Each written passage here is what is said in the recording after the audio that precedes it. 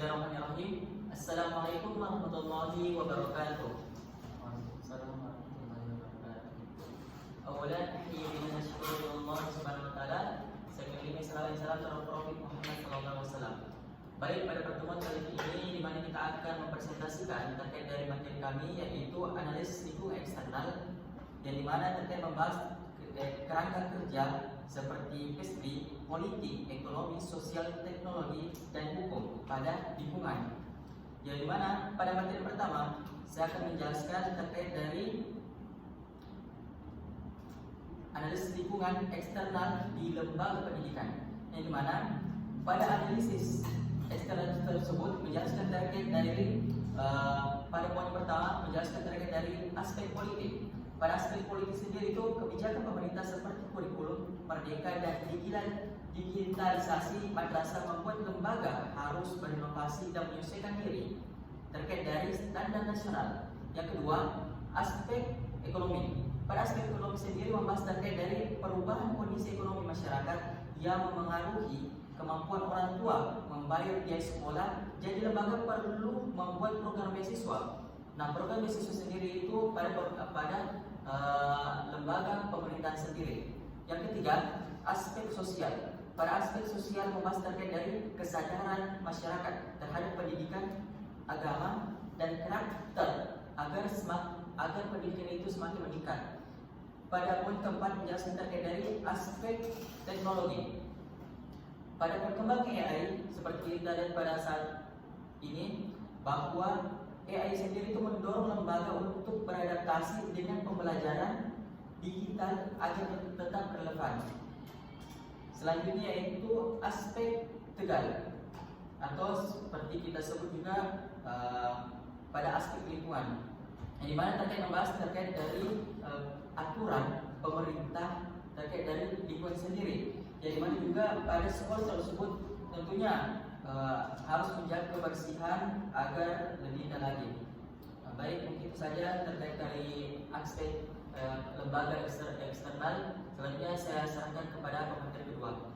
Baik, di sini saya akan melanjutkan materi saya mengenai analisis SWOT pada lembaga pendidikan eksternal. Nah, di sini ada beberapa. Yang pertama itu strength atau kekuatan, di mana SDM pendidik profesional dan berpengalaman. Nah, artinya guru dan tenaga pendidik di lembaga ini sudah memiliki kemampuan dan pengalaman yang baik dalam mengajar sehingga kualitas pembelajaran bisa terjaga. Nah, yang kedua itu ada citra lembaga berbasis religius dan karakter. Nah, di mana lembaga ini dikenal sebagai sekolah yang menanamkan nilai-nilai agama dan karakter kepada siswanya. Poin yang ketiga itu dukungan pemerintah di masyarakat yang tinggi. Nah, pemerintah dan masyarakat turut mendukung keberlangsungan sekolah baik dalam bentuk dana, partisipasi kegiatan maupun moral. Nah, yang kedua itu ada weakness atau kelemahan. Poin pertama, terbatasnya fasilitas digital modern. Artinya sekolah belum sepenuhnya memiliki sarana teknologi yang lengkap seperti komputer, internet cepat atau perangkat pembelajaran digital. Nah, poin yang kedua itu adanya ketergantungan pada bantuan dana pemerintah. Sekolah masih sangat bergantung pada dana bantuan dari pemerintah. Jika bantuan terlambat atau berkurang, kegiatan sekolah ini bisa terganggu. Nah, yang poin ketiga itu kurangnya kolaborasi dengan industri dan perguruan tinggi. Sekolah jarang bekerja sama dengan dunia industri atau universitas. Nah, kita masuk pada poin yang ketiga yaitu opportunity atau peluang. Nah, tren pendidikan karakter dan spiritual saat ini masyarakat semakin sadar bahwa pentingnya pendidikan karakter dan nilai ini menjadi peluang besar bagi sekolah berbasis religius. Nah, kemudian kemajuan teknologi informasi dan perkembangan teknologi membuka kesempatan bagi sekolah untuk meningkatkan kualitas pembelajaran melalui platform digital dan kelas online. Kebijakan pemerintah yang mendukung madrasah dan sekolah Islam. Nah, selanjutnya ada threat atau ancaman. Persaingan antar lembaga pendidikan semakin ketat. Banyak sekolah yang baru bermunculan dari negeri maupun swasta. Nah, hal ini yang membuat sekolah harus terus berinovasi agar tidak kalah bersaing. Selanjutnya itu ada perubahan kebijakan yang cepat. Kebijakan pendidikan sering berubah. Misalnya aturan kurikulum atau sistem akreditasi sekolah harus cepat beradaptasi agar tidak tertinggal. Ketidakstabilan ekonomi. Jika kondisi ekonomi tidak stabil, misalnya terjadi inflasi atau krisis, maka bisa berdampak pada biaya operasional sekolah dan kemampuan orang tua dalam membayar pendidikan. teman-teman sekalian, analisis SWOT ini membantu kita melihat kekuatan, kelemahan, peluang dan juga ancaman yang dimiliki oleh lembaga pendidikan. Nah, dengan memahami keempat aspek ini, sekolah bisa menyusun strategi agar tetap unggul dan berkembang di tengah tantangan zaman. Baik, itulah materi yang dapat saya berikan. Selanjutnya saya alihkan ke materi lain.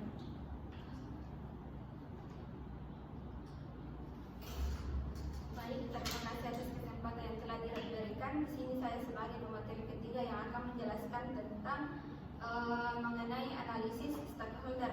Dalam konteks pengembangan lembaga pendidikan, stakeholder memiliki peran yang sangat penting karena mereka berpengaruh langsung maupun tidak langsung terhadap keberhasilan program pendidikan. Yang pertama itu pemerintah, dalam hal ini Kementerian Agama atau Kemenak dan Kementerian Pendidikan dan Kebudayaan atau Kemendikbud berperan sebagai pengambil kebijakan utama. Pemerintah menetapkan standar pendidikan, akreditasi lembaga serta memberikan dukungan pendanaan. Yang kedua itu guru dan tenaga kependidikan merupakan pelaksanaan utama proses pembelajaran. Yang ketiga itu siswa dan orang tua merupakan penerima manfaat langsung dari layanan pendidikan. Mereka menjadi pusat perhatian dalam seluruh proses pembelajaran. Yang keempat itu alumni dan masyarakat berperan sebagai pembangun citra lembaga. Yang terakhir itu mitra industri dan perguruan tinggi melalui menjadi pihak yang sangat potensial dalam membangun kolaborasi. Melalui kerjasama ini, lembaga pendidikan bisa mengembangkan program magang, riset bersama serta inovasi pembelajaran yang lebih relevan. Jadi dapat disimpulkan bahwa seluruh stakeholder ini memiliki hubungan yang saling melengkapi. Jika tidak pihak menjalankan perannya secara optimal, maka lembaga pendidikan dapat tumbuh menjadi institusi yang berkualitas, berdaya saing dan berkelanjutan. Baik, itulah saja dari saya. Saya lanjutkan komentar di sini.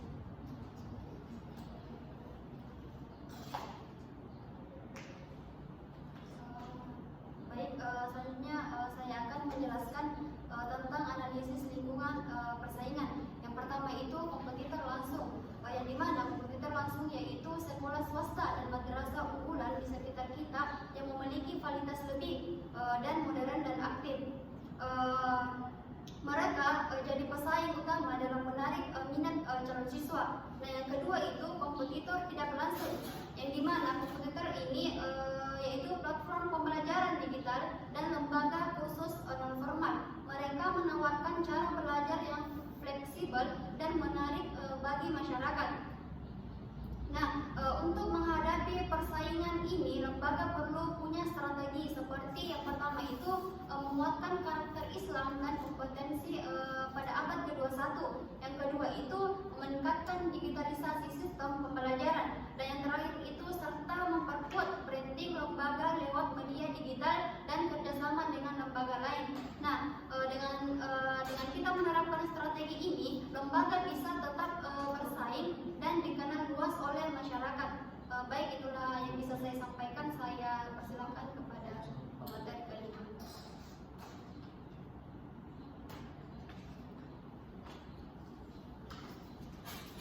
Baik, selanjutnya saya akan membahas terkait dengan analisis tren pasar pendidikan. Nah, di mana tren pasar pendidikan itu adalah penunjang atau yang menunjukkan arah perkembangan dan kebutuhan baru dunia pendidikan yang harus direspon oleh lembaga agar tetap relevan, kompetitif dan juga diminati oleh masyarakat.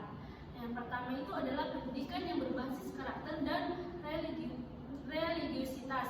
Nah, di mana di sini masyarakat itu akan semakin sadar bahwa pentingnya pendidikan yang bukan hanya menekankan pada akademik, tapi juga pembentukan moral, akhlak dan nilai keagamaan. Di mana dampaknya pada lembaga pendidikan tentunya harus lembaga pendidikan itu harus berbasis agama atau memiliki peluang besar karena dianggap mampu menanamkan nilai spiritual dan etika dalam diri siswa. Yang kedua adalah peningkatan penggunaan teknologi digital. Nah, di mana pembelajaran digital atau seperti e-learning dan penggunaan aplikasi pendidikan itu akan semakin meningkat pesat setelah mandiri dan terus akan menjadi kebutuhan utama. Di mana dalam dampak lembaga pendidikannya itu, guru harus melakukan pelatihan penggunaan teknologi dan lembaga perlu menambah infrastruktur seperti wifi, proyektor, serta sistem pembelajaran daring. Yang ketiga adalah kolaborasi lintas lembaga. Nah, kolaborasi antar sekolah, kampus, dan dunia industri semakin penting dalam menciptakan pembelajaran yang kontekstual dan memiliki peluang karir bagi siswa tersebut. Dan dampaknya adalah meningkatkan peluang magang, pertukaran program, serta inovasi kurikulum yang sesuai dengan kebutuhan dunia kerja. Yang keempat adalah pendidikan yang berkelanjutan dan ramah lingkungan. Nah, artinya kesadaran global terhadap isu lingkungan menjadikan konsep green school dan pendidikan berkelanjutan semakin diminati, di mana pada dampak lembaga pendidikan, sekolah yang menerapkan program peduli lingkungan akan mendapatkan citra positif dan kepercayaan terhadap masyarakat. Dan yang terakhir adalah persaingan global dan mobilitas siswa. Nah, globalisasi membuat siswa ini akan memiliki lebih banyak pilihan untuk melanjutkan pendidikan ke luar daerah atau bahkan sampai ke luar negeri. Dampak kepada lembaga pendidikan, sekolah itu harus meningkatkan mutu akademik, kemampuan bahasa asing, dan kompetensi pada abad ke-21 agar lulusannya siap bersaing secara global. Artinya, pasar pendidikan ini memang menunjukkan bahwa lembaga yang adaptif terhadap perubahan sosial dan teknologi, berkarakter kuat secara religiusitas, dan serta berwawasan lingkungan dan global akan menjadi lebih unggul dan diminati oleh masyarakat. Itu yang saya bisa sampaikan. Saya kembalikan ke pemateri pertama. Baik, itulah makanan dari presentasi kami. Sebagai kesimpulan, bahwa analisis lingkungan eksternal berdasarkan kerangka PSD atau SWOT yang menunjukkan bahwa lembaga pendidikan berada pada posisi strategis untuk berkembang jika mampu. Yang dimaksud mampu di sini pada poin pertama menjelaskan terkait memanfaatkan peluang digitalisasi dan tren karakter religius. Yang kedua, mengelola kelemahan internal melalui peningkatan fasilitas dan kemitraan. Yang ketiga, menjawab tantangan kompetitif dengan inovasi, teknologi, dan manajemen strategis. Yang keempat, memperkuat hubungan dengan stakeholder serta memperluas jaring kerjasama. Perlu kita ketahui juga bahwa lembaga pendidikan perlu menggabungkan pendekatan manajemen strategis, scanning, monitoring, dan lain-lain, sebagaimana dijelaskan dalam jurnal Nuansa 2024 untuk menjamin keberlanjutan dan daya saing di era modern. Baik, itu saja presentasi dari kami. Kurang lebihnya mohon dimaafkan. Assalamualaikum warahmatullahi wabarakatuh.